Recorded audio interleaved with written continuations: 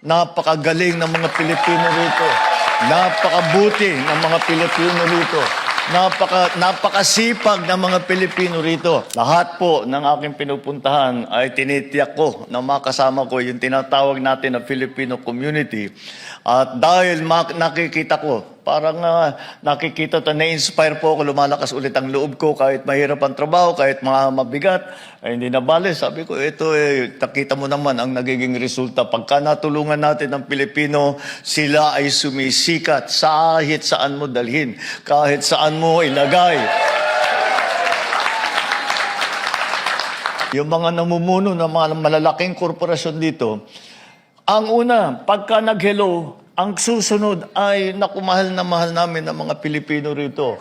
Napakagaling ng mga Pilipino rito. Napakabuti ng mga Pilipino rito.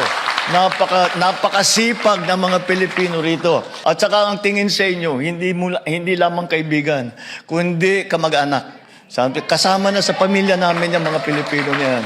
Kaya napakalaking pasasalamat ang inyong Pangulo sa inyong lahat.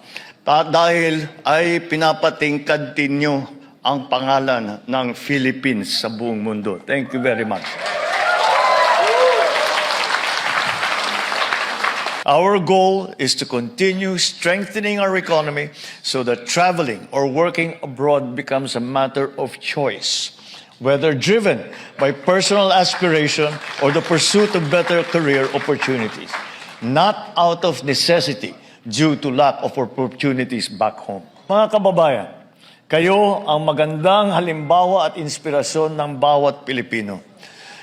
Hindi madali ang mag-ibang bansa, ngunit sa sipag, katatagan at konkretong pagpaplano sa pagmamahal ninyo sa pamilya at sa ating bayan, wala po kayong katulad.